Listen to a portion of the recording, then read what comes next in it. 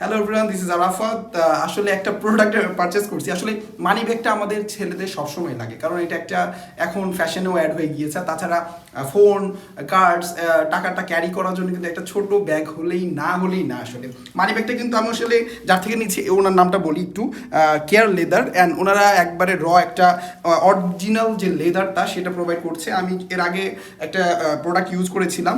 আমার আসলে এই যে এইটা হচ্ছে ভিতরের ফিচারগুলো, আমরা ওনার পেজ অনেকগুলো রিভিউ দেওয়াতে আমিও একটা রিভিউ দিই কী কী রাখা যায় এটাতে দেখি।